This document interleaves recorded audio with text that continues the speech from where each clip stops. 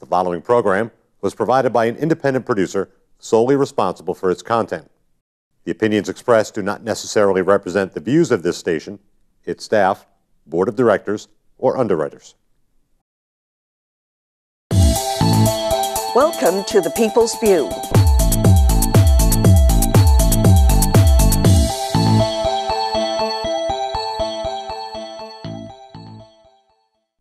Hello and welcome to The People's View. Today we're talking to the Mayor, Donnalee Lozeau. Donnalee, how is everything going with the final months of your term? Huh? Busy. Busy. Busy. There's a lot of things we'd like to get done, and you know, there's not a lot of time as usual.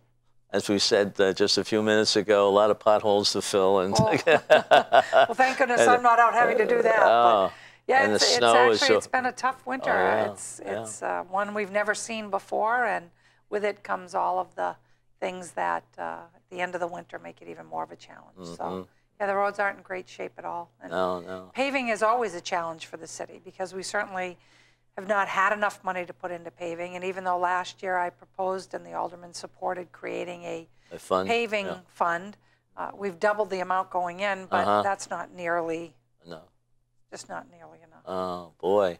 Well, how are you doing with the snow? Is that causing you any other problems? I know we had some here at the studio where the snow falling off the roof. Right. Well, we actually sent folks out to take snow off of the city building roofs. I mean, the one here was particularly a challenge because of the ice dam. But, you know, yes, we've had trouble with snow, more, as I said, more than we've had before, the amount of snow. But also now, of course, we worry about the flooding. And then when you have the warmer days and the freezing nights, you have what's melted turning into ice, and that creates its own problems. So it's a little bit of a vicious circle. But it is slowly going away. It's no, it is. It's actually not a big, huge melt, and that's actually been helpful. Yeah. But I hear a little snow for the weekend. I don't. Well, I don't know whether that's better than rain. You know, rain might cause more of a problem. That's probably true. That's probably true. The rain might cause more trouble. Well, it looks like you have a few people fighting for your job already. Have you heard that? I saw a couple of them. They also want to come on the show. Oh, do they? Get a head start, I guess, or something. But it's going to be interesting, I think. You're going to be hard to replace, but you got a lot of people wanting to replace, wanting your job. Very nice. I appreciate that. I do think it'll probably be a robust field, and that's probably good for the city to be able to talk about, you know, what people see as a priority. You know, I'm hopeful that the city keeps its momentum. I'm hopeful that, you know, whoever comes in is supportive of the planning that we've done around different things in the city. The, you know, money we've put aside for city buildings.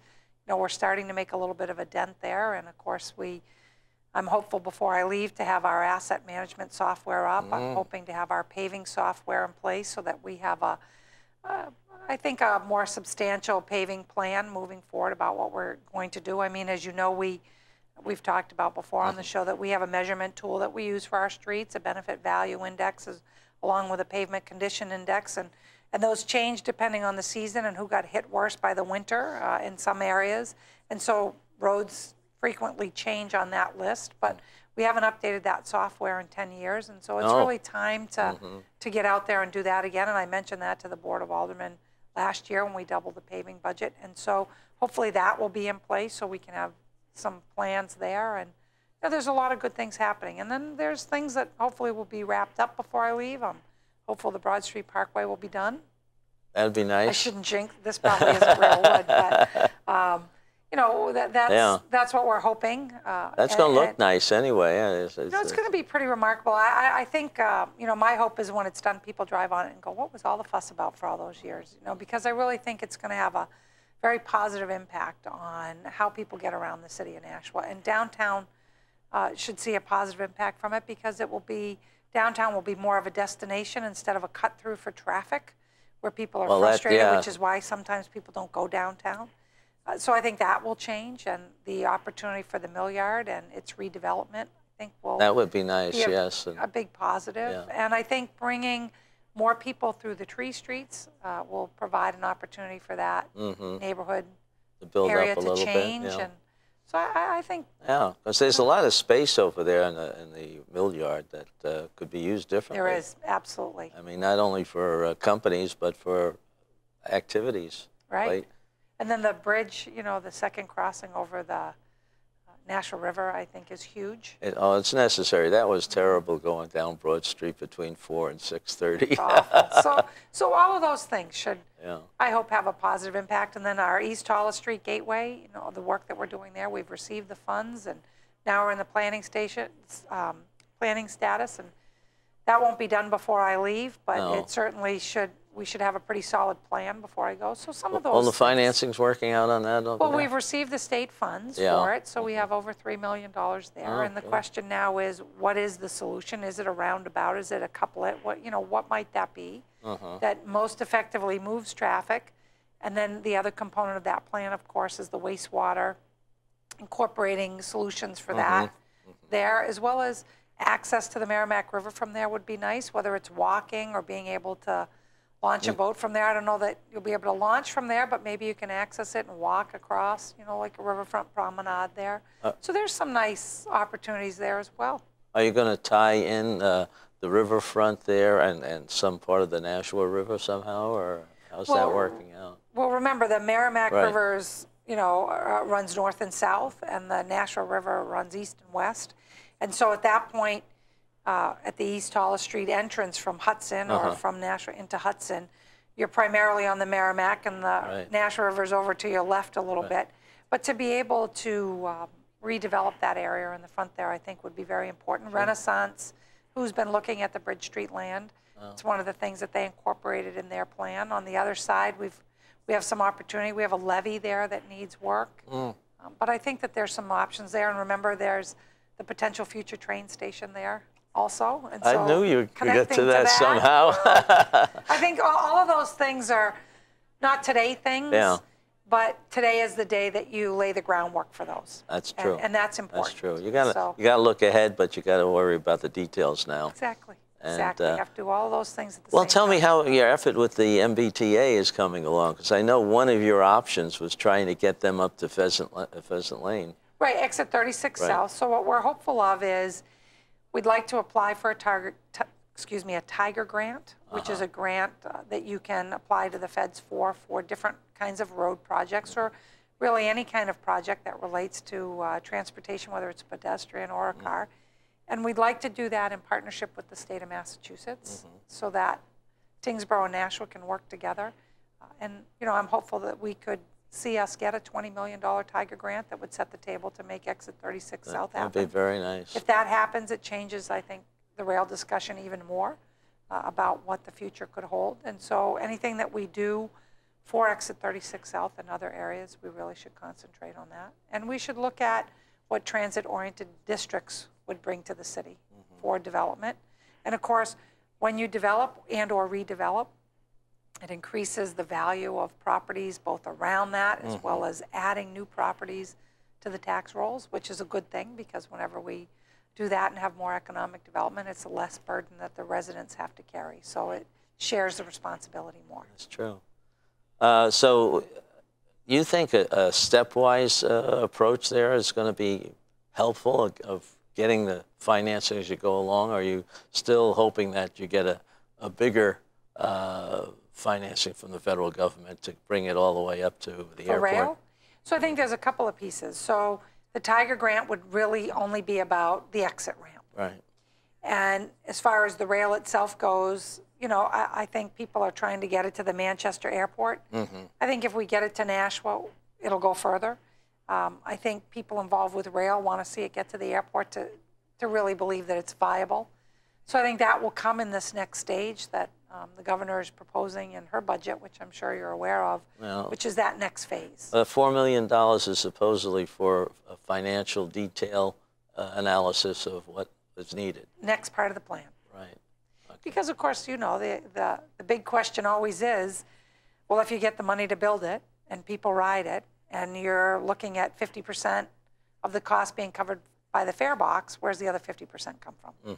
And that's a fair question. And I think we have to work that out. And it's hard to work it out if you don't really know all of the details. Well, I understand the big plan is actually having sort of a east-west southern terminus for New Hampshire. Oh. And isn't that something that you also... I'm not sure that I know all of those details. I've not thoroughly had a chance to go through the study that just came in on the rail. I went through enough to say, okay, this is still viable and that's still viable, and what work do we need to do? But I think that my understanding is there's a next phase now. Yeah. You know, my personal opinion, I think it would be great if we didn't have to spend $4 million to find out more information. I think that's a pretty high price tag. But I really don't know all the details of what we get for that $4 million. Wow. But it is important, you know, and I sent a letter in to the committee to testify about infrastructure and that investment in our infrastructure and what the city's already doing to invest and why that makes sense for the state to do the same. Well, I think one of the problems in New Hampshire is there's not really much good east-west thoroughfare. Absolutely. And Route 101 is about the only one we have. Right. And that's not great going west. Well, that's true. That's true. We have always been challenged in New Hampshire for east-west. We do great north-south. Yeah. I mean, look at some of the communities. I mean, Salem's what, 15 miles away? Yeah. It takes you 40 minutes to get That's there. Right. Yeah. You know, Keens 25, maybe 30 miles away, and it takes you an hour and a half. You know, I mean, it is hard, yeah. But I think some of the documents I saw anyway, were promoting that part of it and tying it all together. And you have a terminus here of, I think you're right in the middle, so that people come from either side, and we have a train station here. They connect with that, get into Boston or elsewhere. Sounds like a great plan. I mean, we don't want New Hampshire to be the only state without rail. We don't want to be the donut hole, you know. And you know, it was funny. I was at an antique store the other day in Concord. I had some time in between meetings, and I caught my attention, and I went in, and it was all about, a lot of it was about rail. Oh. And they had this map, a historic map on the wall that showed rail back in the day. Oh, yeah. In the 1800s, and you could see the lines as they went through New Hampshire and Connecticut and New York, and you know, it's just not quite the same right now. That's right. Yeah. So, you know, sometimes life goes full circle. That's happened in northern Massachusetts too, where I used to be. There's right. And my children live. Oh, okay. So anyway, this is interesting, and I know you're not going to be retiring completely. So what's your next challenge? I mean, people are telling me you're either looking at the governorship or a House of Representatives seat. House, meaning New Hampshire House? Yeah. No, not New Hampshire House. Oh, you mean Congress? No, Congress. I'm not looking at the You don't want to travel down there? No, you know, now's not, it's just not appealing to me right now. You know, I've said to people, I'm not going to take things off the table. I made the mistake of saying I would never run for local office before, and look where I am. So I don't want to say never again. Yeah. And, you know, I loved my work at the State House. Yeah. And, you know, I wouldn't take running for governor at some point off the table. But right now, I've got about 9 months to go. And I'm going to be working every minute of that on this job. What's the biggest things that you want to get done before you leave? Oh, well, like I said, I want to make sure the Broad Street Parkway gets done well. I want to update our quadrant plan on, you know, the different areas in the city. I want to make sure that we've got a paving plan in place and that software is done. The same with our building asset management. We need to get that in place and make sure that it's done. And then there's a lot of, you know, little things, internal things. I would love to know that public health is going to have a home after I'm gone. You know, that's a big one. Yeah. And we have a wonderful opportunity with that right now, and I'm working hard to try to make sure that the aldermen have all the information they need to get to yes. And that would be great. We could take down a blighted building and redo that neighborhood a little bit. I think that's really important too. So, I mean, I think some of those things that I've been working on, it would be nice to know that. And we're, you know, trying to work on a plan to look at consolidating public works into a single building and what that might mean, and be able to have a place where all of our city trucks aren't left outside in the elements. Because that would make them last longer too. I mean, we don't even have a car wash for our vehicles. Yeah. So think about those very expensive trash trucks and plow trucks and all those things that we're putting out in a very corrosive environment through the winter, through the summer. and we can't wash them properly. We can't get to the undercarriage, things like that. Those are things that we really should do in order to maintain our fleet as long as we possibly can. Do you want to develop that land out by the city waste area? That land that up near the landfill where we bought that? No, I don't think there's any support for consolidating public works on the landfill site. And I think that people are really appreciative of the buffer there to the neighborhood that we have right in the front. If we did anything there, I think likely it would be more focused on residents that are coming in and dropping things off, but it wouldn't be building a big building or doing anything noisy on the front of that. Okay, so that just would be so a I think buffer. that's off the table. So we're doing trying to look at the finances and the cost of the existing buildings and what it might mean for the future, and what would happen if we took the opportunity to consolidate. If we moved the streets garage from across the street here, would that give Conway an opportunity to put another sheet of ice on? Would it give us an opportunity to locate, the skateboard park there, to really make that a recreation center? Area, yeah. Which, we're certainly well on our way to doing that. Can we do better? And can we save some money and plan for the long term appropriately? I mean, there's such a thing as investing in our future. We need to invest in the infrastructure, and we need to invest in our buildings and plans and all of those things to keep our city a vibrant place for people to be. Do you think that there's be more development along the river down there too, on in back of the skating rink and all that area? Oh no, I don't see development along the river. No, we've done a great job of. There's a boat launch now at the Mine Falls entrance, and then there's a non-motorized boat launch over near Conway Ice. And so back there, that's all part of Mine Falls Park, and we want to make sure that there's no development along there. Okay. Now, I was just wondering if there's something like people being able to rent kayaks or canoes or something like that. Well, I and guess, that kind of recreational. Yeah, I mean, I guess if there's a location that works and makes sense, maybe. Yeah.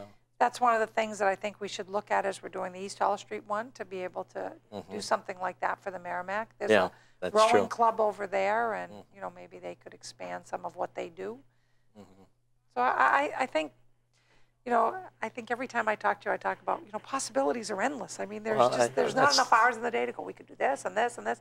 And then how do you do that? Not enough money either. Well, yeah, but a lot of these things don't necessarily require money, and some of them just require investment, and sometimes not doing things costs you more money. I mean, public health's a great example.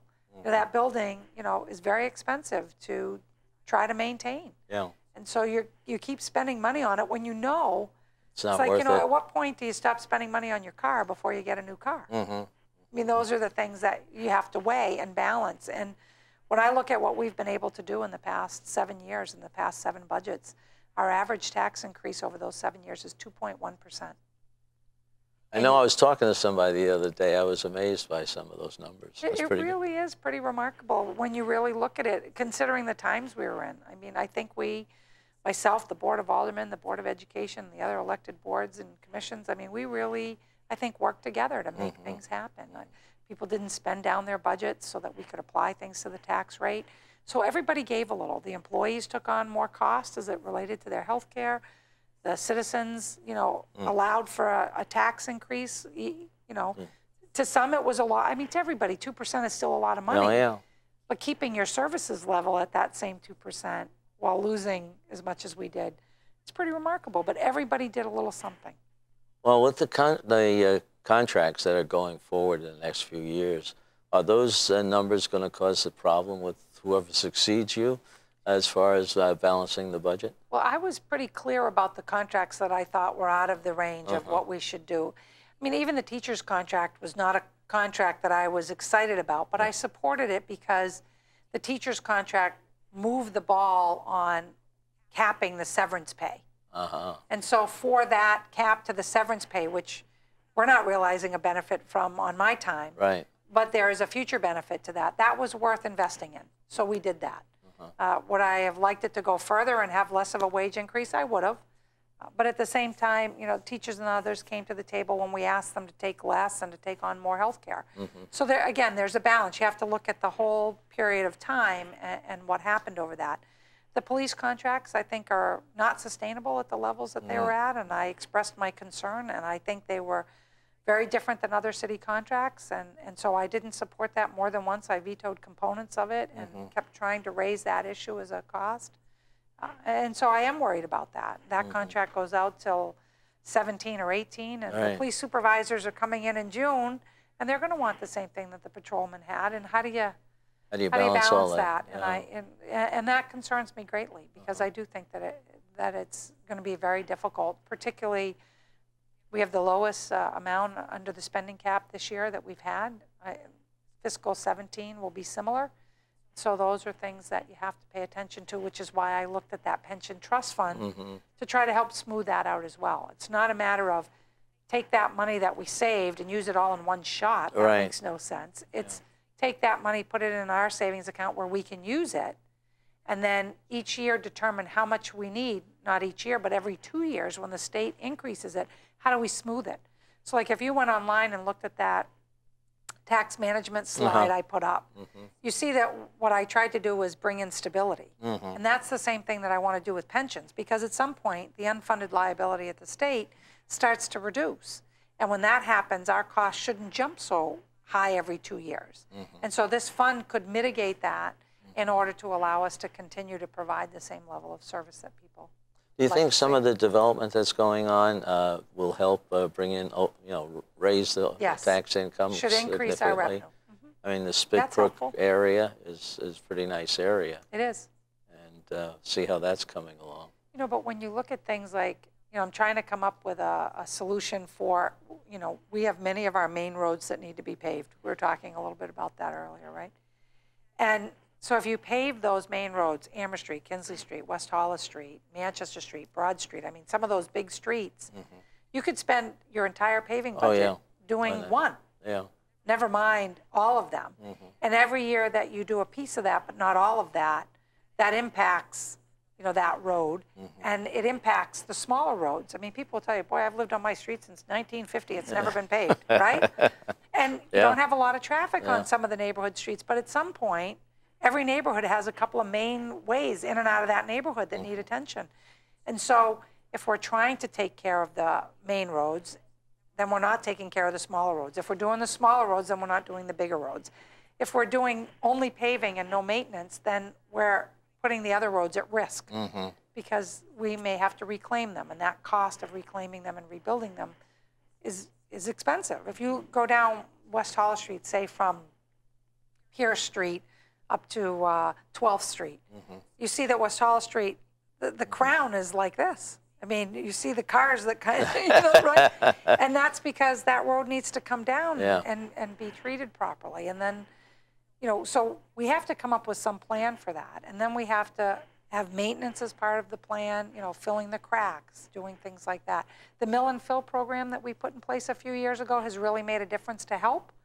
And that's when you see like a driveway size patch in different places where two roads meet or things like that to help maintain the integrity of that road while we wait to have the paving dollars. So we have to look at those sorts of things. So I'm trying to come up with a plan that says, here's what we could do with the main roads, here's what that means for everything else, and here's how we fund it. Which kind of pulling all the things together is difficult. It is, but it's important. Well, it is. It is. Well, hopefully some of the software you're getting is going to help you with that. Well, hopefully what the software will do is go out again and reset the bar on what the condition of all the roads are, so that then we can say, and here's the plan. That'll work out. I hope. So what else would you like to see happen before you go? Oh, gosh. I mean, plan for our sidewalks. I mean, there's just so many things. It's hard to even pick them out. I think the staff is all sitting there nervous. Geez, because I worry. But I also one of the things I'd like to do before I go is to be able to kind of pass the baton and say, here are those other things that the staff here's the nice and package. I have invested a lot of time in, and what you choose to do with it, but you should be aware of it. And I think that would be I think you've got it laid out nicely. But hopefully whoever gets elected is able to pick it up without skipping a beat. That's what I'm hopeful of. Yeah. That's what I'm hopeful of. I think we have the wastewater treatment plant on a solid track, and it's moving forward, and some of the members of the board have helped with that, certainly. And then So that's one big one. You know, we've got the landfill and the things that are happening there, and I think we've straightened that out. We have the 2 hydro dams that need a lot of attention, you know, yeah. one that we now own, another one where a decision has to be made before December on whether we're going to buy it. Oh, really? I didn't know that. And that's a big deal, Yeah. the Mine Falls one, and we have to make decisions about that. Our waterways, between the pollution, the stagnation, the 6 invasive species, access issues, you know, we have to have a plan for, you know, what we're doing there, and I would like to bring somebody on board to help us work with that. So these are all how's the Regional Planning Board working with that? I know there was a meeting I had to miss just recently about the plan for southern New Hampshire and Nashua. As it relates to the water, or as it relates to the roads? So the National Regional Planning Group is working with us on our priorities for the 10-year plan. That's probably the meeting that you weren't able to go to because it was in the day, and I'm betting you were in Concord. So they work with us on roads and pedestrians and bicycle access and that sort of thing. And then there's a couple of water groups, the Merrimack Water Group and the Nashua River Group, that is actually from Pepperell, that work on the waterways as well. And then I had a small advisory committee that I asked to get together and try to, you know, synthesize for me some of the challenges and get that to me so that I could make some decisions, particularly as we come into this budget year. So I'm looking at that. Then we have the Conservation Commission, who I've talked to for many years about, could we have a plan for trails and other things and conservation? And so they've been busy at that, and I think that's. Well, I know you're trying. You're doing things that try to bring the people together. Right. And some of the things that the events, the social events, I guess you might call them. You know, close down a few street blocks and have a little street party. Oh, we do some of those things too. Yeah. And this past year we launched our first Gate City Fall Festival, which is, I hope, it'll be the fall version of the holiday stroll. Oh. It'll be daytime. And we had 217 kids marching in it. We had 55 floats in it. And then we had a great event at Holman Stadium from that. So this year I think that'll grow a little bit. So well, that's tying the people together. I think that's one of the purposes that you've had. Right. And you want to make a gathering place here. People do use downtown for things. Exactly. And then they find out what the heck is in downtown. Right, and then they find out what they were missing or what else they'd like to put there. And no, I think it's always important to, you know, make sure that you have social capital in your community. And social capital doesn't happen over social media. All right. You know, I mean, I understand that everybody's tweeting and Facebooking and whatever all of that is, you know, and I understand what it is. But nothing can replace a conversation like this. That's right. And you know, nothing replaces the opportunity to get a group of people in a room where they have to look at each other. I mean, you look at some of the things that people will say in an email or other things. It's easy to send off a scathing something without looking at you and realizing that your face tells you, I didn't mean it the way you just took it. Or, you know, whatever the case may be. No, or I think that's or true. to see that somebody doesn't understand what you mean and explain it differently and have a real conversation. That's so important, and I don't want our community to lose that. Well, I agree with you very much so, and I think this TV studio helps out a little bit. It I does, mean, the I different agree. kinds of programs that we have here. And then there's also those locations, right, that we want to, so, you know, I'm working hard with the VFW to, as I tell them, help them find a house. Yeah. They always have a home in our city, but it was nice for them to have a house again. And the Legacy Playground, all that work was done. Yeah. A plan was agreed to, a location was agreed to. I'd love to see them get that going. Get that done. Yeah. So, I mean, but those places are places where we bring people together too. Good. Well, we can bring them up and you can listen to some of the people who are trying to replace you. I don't know how they're going to do it, but I think you've done a very good job over the years. Thanks. And, I've loved my job. I really have. I could tell. It's very easy.